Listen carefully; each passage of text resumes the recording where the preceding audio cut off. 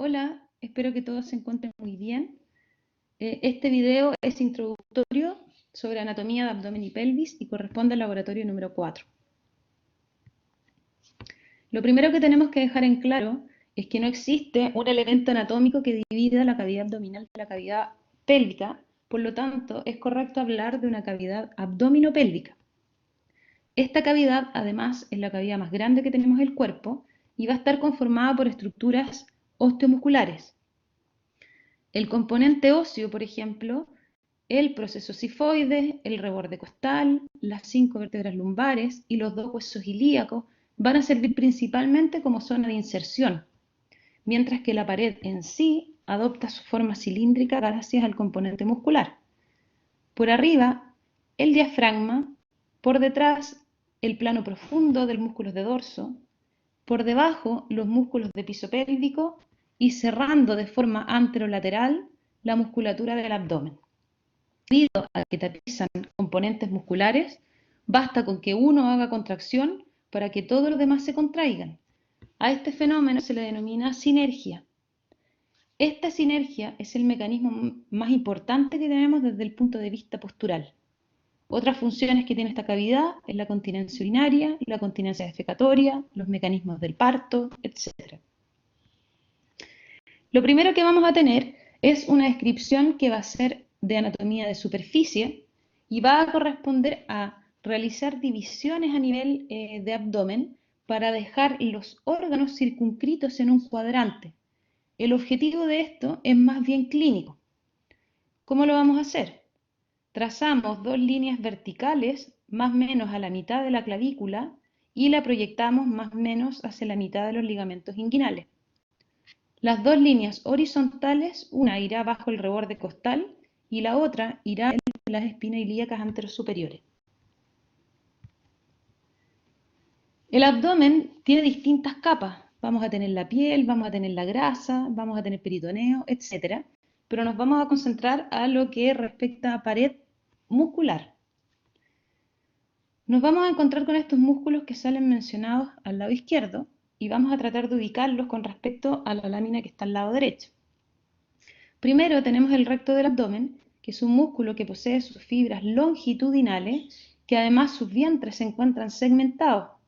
Se extiende desde la región del tórax hasta el pubis.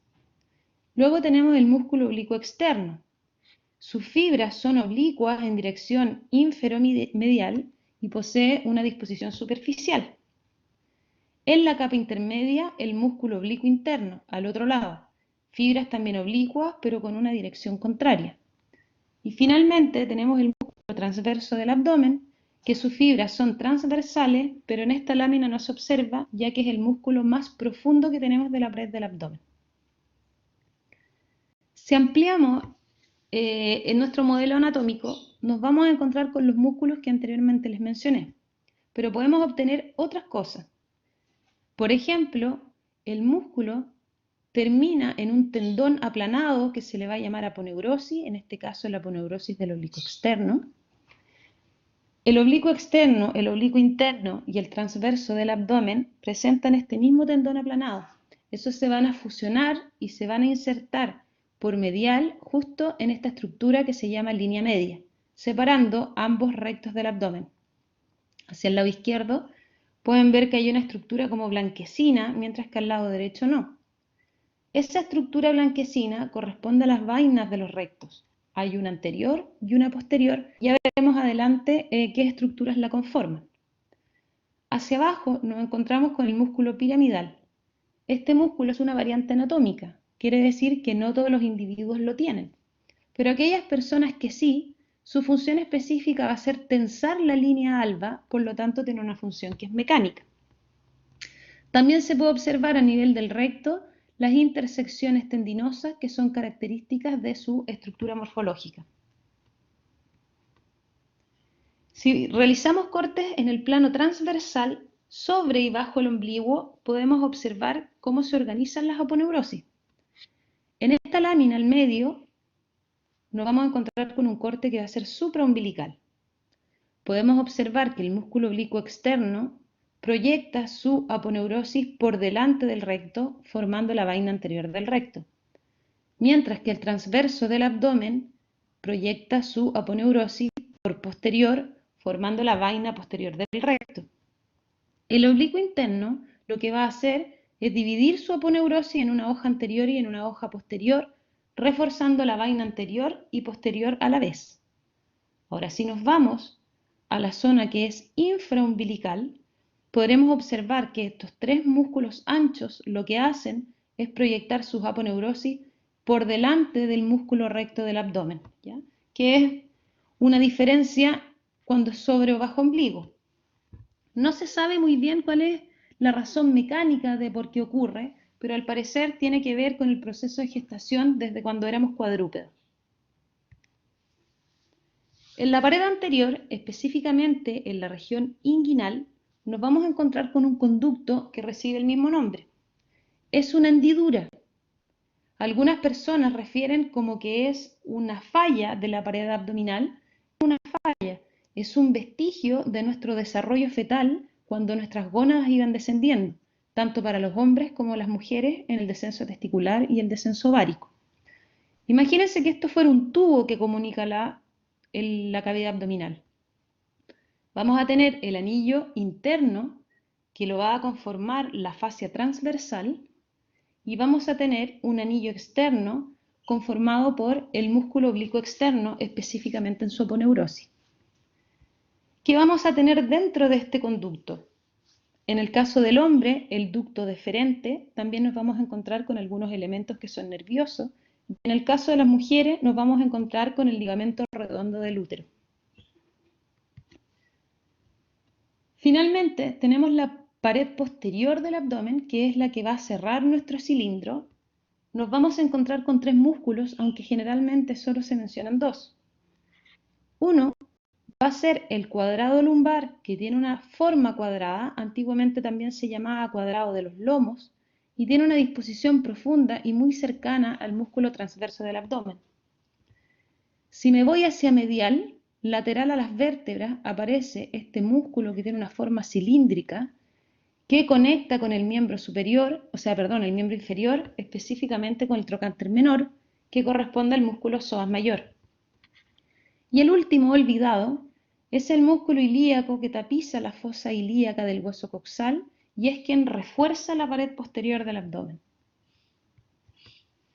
Continuamos hacia abajo y nos vamos a encontrar con la pelvis. ¿Cuál va a ser la función de la pelvis? ¿Ya? ¿O por qué la pelvis tiene esta forma? Efectivamente corresponde a un anillo óseo y es una zona de mucha carga. La masa de los elementos que están sobre la pelvis van a hacer reaccionar el suelo, por ejemplo, cuando caminamos. Por lo tanto, van a haber zonas donde las fuerzas o pueden chocar anulándose porque tienen sentido contrario, o pueden desplazarse hacia otros segmentos, como por ejemplo la región del pubis, para ser amortiguados por este disco de fibrocartílago que se llama sínfisis púbica. Este mecanismo de fuerzas hace que el anillo pélvico se vuelva más estable, por lo tanto tiene una función de estabilidad al igual que la musculatura del abdomen. Desde el punto de vista óseo, va a estar formado por 4 huesos y va a ser una zona de transición. El hueso sacro y el coxis van a corresponder al esqueleto axial, mientras que los 2 huesos coxales van a pertenecer al esqueleto apendicular. Este anillo va a tener una pared posterior, una pared lateral, aunque normalmente se define como posterolateral porque igual alcanza a abarcar estructuras posteriores, y una pared por delante o pared anterior. La pared posterior está representada por el sacro, el coxis y por 2 músculos que tienen forma de pirámide que se les puede llamar piramidales o piriformes, que en esta lámina no se observan. En la pared posterolateral tenemos la espina ciática, que se alcanza a ver muy poquitito, hay otras láminas donde se ve mejor, y las tuberosidades isquiáticas, que es donde descargamos peso. En conjunto a ellas, 2 ligamentos fuertes que se ubican por la cara lateral, que es el ligamento sacroespinoso, o sea, el que se proyecta hacia la espina ciática, y el sacrotuberoso, que es el que se proyecta hacia la tuberosidad isquiática. Por delante tenemos que la pared está representada principalmente por el pubis, y por el músculo obturador interno, que es quien tapiza este foramen obturador. Todos estos orificios van a permitir comunicaciones libres con otros segmentos. Por ejemplo, desde arriba, una libre comunicación con el abdomen. Estos dos orificios, el ciático mayor y ciático menor, van a tener una libre comunicación con la región glútea y perineal. Y el agujero o foramen obturador, que va a tener una libre comunicación con el miembro inferior, específicamente con la región de muslo. Vamos a mencionar algunas cosas que posee el hueso coxal. Primero, considerar que es la fusión u osificación de tres huesos. El de arriba, el más grande, que es el ilion. El posterior, que se ve acá en un color rosado, que es el isquion, que es la zona donde cargamos peso cuando nos sentamos. Y el más pequeño, en un color azulino, que corresponde al pubis.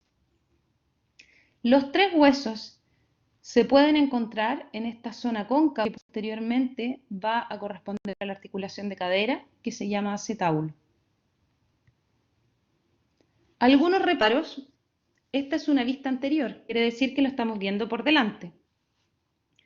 Vamos a tener una zona cóncava que corresponde a la fosa ilíaca, dos prominencias que corresponden a las espinas ilíacas anterosuperior hacia arriba y anteroinferior hacia abajo.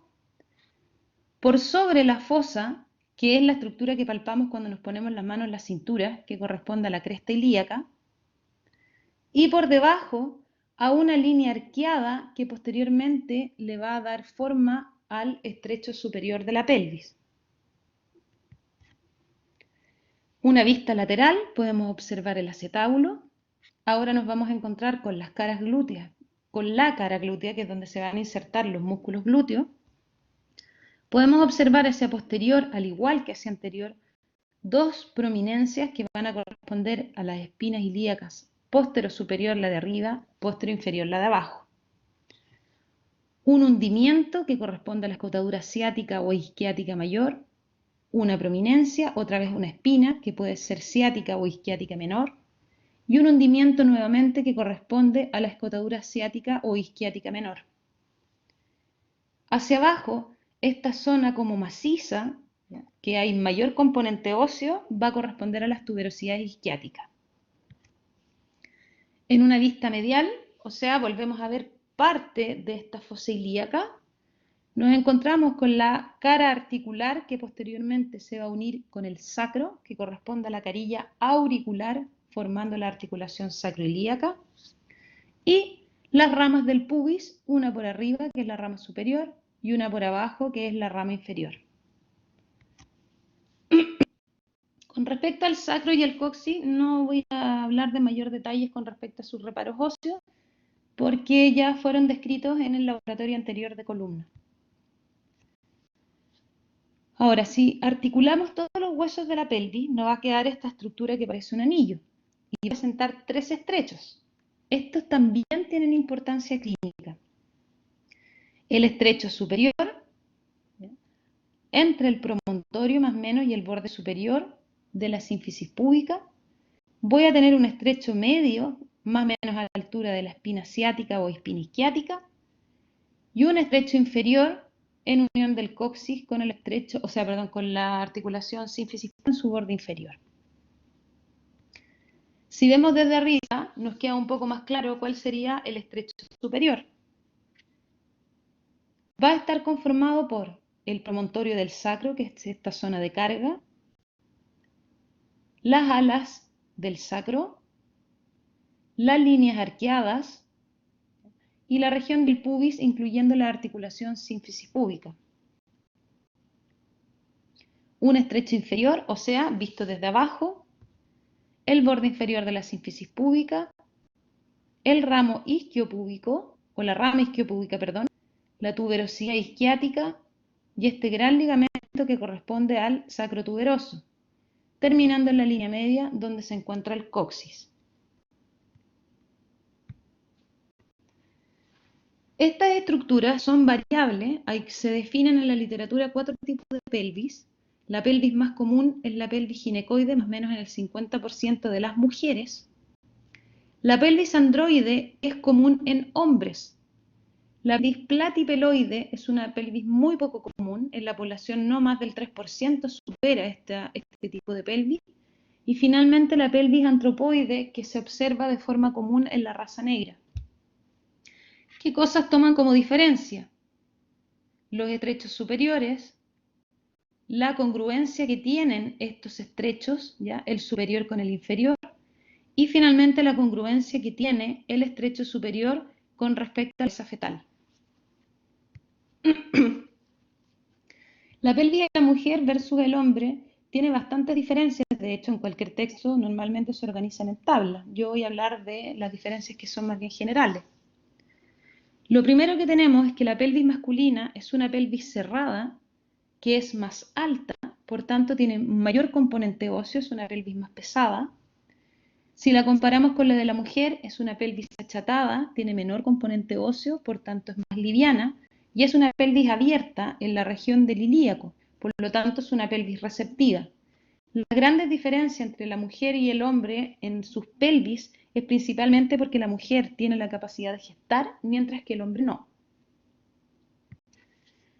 Tomamos nuestra pelvis, consideramos el estrecho superior y vamos a tener hacia arriba nuestra pelvis mayor o falsa y desde nuestro estrecho superior hacia abajo nuestra pelvis menor o pelvis verdadera.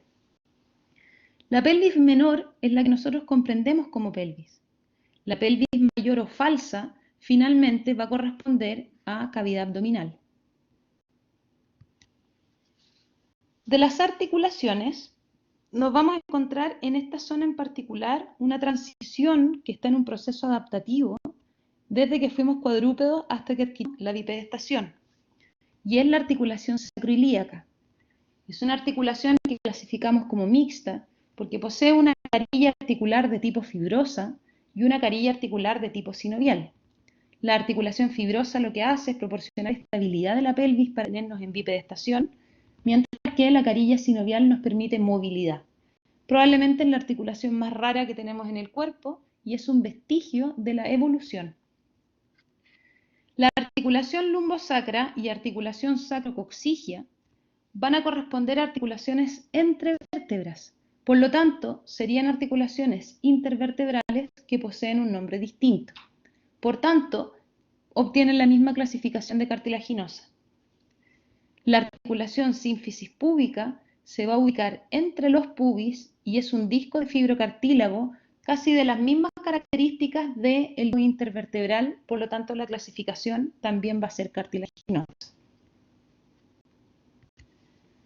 Con respecto a los ligamentos, vamos a tener harto componente ligamentoso, porque recuerden que esta zona es zona de carga, por lo tanto eventualmente podría ser inestable.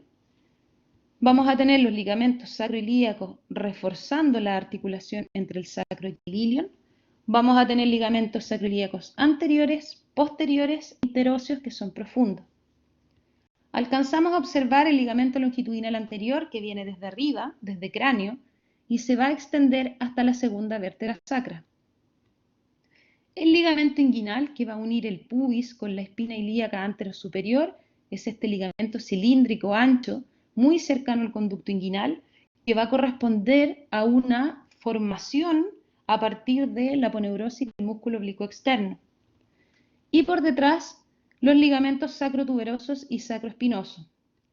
El sacroespinoso tiene una disposición más horizontal y se extiende desde el sacro hasta la espina ciática, mientras que el sacrotuberoso tiene una disposición más vertical y se va a extender desde el sacro hasta la tuberosidad isquiática.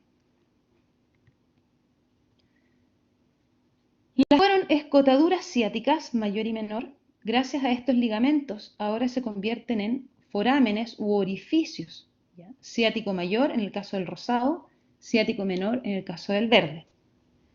Sumado a eso, vamos a tener el músculo piriforme que va a dividir el foramen ciático mayor en una estructura sobre, o sea, en un orificio que va a estar por sobre y en un orificio que va a estar debajo.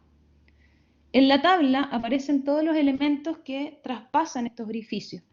Solamente voy a mencionar el nervio pudendo, que deja la cavidad pelviana desde el foramen ciático menor, sale, rodea el ligamento sacroespinoso y vuelve a entrar por el foramen ciático menor dirigiéndose hacia el periné.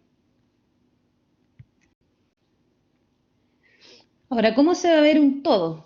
Aquí tenemos un corte sagital de una pelvis femenina y una pelvis masculina. ¿Qué estructura nos vamos a encontrar en esta zona? Vía urinaria, sistema reproductor y la porción terminal del tubo digestivo. Lo mismo va a ocurrir en hombres, pero en una disposición que va a ser distinta. Por detrás vemos el sacro y el coxis, por delante la sínfisis púbica para poder orientarnos. Y vamos a terminar hablando sobre el componente que va a ser muscular. Mencionamos anteriormente que una de las paredes de la cavidad abdominopelviana iba a ser el piso pélvico. En el lado izquierdo tenemos una vista superior, mientras que en el lado derecho tenemos una vista inferior. ¿Cuáles son los músculos que van a conformar nuestro piso pélvico? Van a ser dos. El músculo coxigio, que se puede observar por posterior adyacente al coxis, y el músculo elevador del ano, que va a estar conformado por tres fascículos. El más medial es el pubo rectal, que se extiende desde el pubis al recto. Adyacente, el músculo pubo coxigio, que se extiende desde el pubis al coxis. Y el más lateral, el más grande y el que le permite adoptar esta forma de cáliz, el músculo iliocoxigio. No llega hasta el ilion, pero sí sus fibras proyectadas apuntan hacia el superior, es decir, hacia el ilio. En una vista inferior podemos observar lo mismo. Vamos a tener músculo puborectal aquí rodeando el recto, adyacente el músculo pubocoxigio dirigiéndose hacia el coxis, adyacente el músculo iliocoxigio y finalmente este que tiene forma triangular que corresponde al músculo coxigio. Por delante nos vamos a encontrar con un triángulo, pero eso corresponde a musculatura que es más superficial o también llamada musculatura perineal. ¿Cómo lo veríamos en un modelo anatómico? Por detrás los músculos coxigios adyacentes al coxis, por delante estos que poseen forma de cáliz que corresponden al elevador del ano. El más grande mencionamos que era el iliocoxigio, de forma intermedia el pubocoxigio y el más profundo rodeando al recto el pubo rectal. En una vista interior, o superior, perdón, puedo observar aquí mis tres tubitos. Uno va a ser la uretra, vagina y recto. El más cercano entonces el pubo rectal, adyacente el pubo coxigio y posterior, el iliocoxigio el más grande y por posterior el coxigio. Si seguimos más en una disposición más superficial, mencionamos que encontraban los músculos perineales. ¿Cuál va a ser mi referencia? Este tejido no contráctil, que es una membranita, que se llama membrana perineal. Voy a tener músculos en la misma membrana, en el espacio perineal profundo, por fuera de ese espacio como se ve al lado derecho. Los que se ubican en el espacio perineal profundo va a corresponder principalmente a musculatura de tipo esfinteriana, como pasa por ejemplo con el esfínter uretral externo o como pasa con el esfínter uretrovaginal. Mientras que por superficial me voy a encontrar con musculatura que se relaciona más con los tejidos que son eréctiles. Ejemplo, el músculo isquiocavernoso que rodea el cuerpo cavernoso tanto en el hombre como en la mujer, el músculo bulbo esponjoso que rodea cuerpo esponjoso tanto en el hombre como en la mujer, el músculo transverso superficial y entre medio de ellos esta estructura no contráctil que correspondía a la membrana perineal. ¿Cómo se verían nuestras muestras? Músculo isquiocavernoso pegado prácticamente al periósteo de la rama isquiopúbica, músculo transverso superficial, ahí voy a tener mi triángulo. Por tanto, la estructura que está dentro, aunque no se observe de color blanquecino, correspondería a la membrana perineal. Y rodeando, en este caso mujer, a la vulva, el músculo bulbo esponjoso, porque rodea los bulbos del vestíbulo.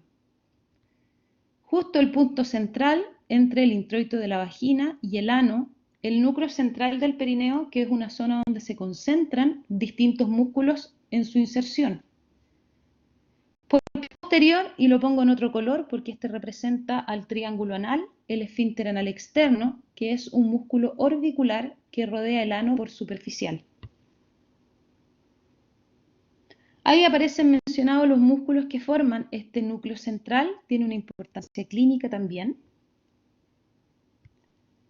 Y con respecto a la inervación, que es lo último, todos estos músculos van a estar inervados por el nervio pudendo, que yo lo mencioné anteriormente. Este nervio, a nivel de las espinas ciáticas, se divide en tres. Un nervio dorsal del clítoris que va adelante, que en el caso del hombre sería dorsal del pene. Una rama que va hacia el medio, inervando las estructuras adyacentes al perineo, que serían el nervio perineal. Y una rama que va hacia posterior, que corresponde al nervio rectal inferior, que inerva el esfínter anal externo. Estos también tienen ramas que son sensitivas, por lo tanto se encargan de la sensibilidad de la zona. Espero que les sea de ayuda para resolver su guía y para el desarrollo del laboratorio. Que esté muy bien.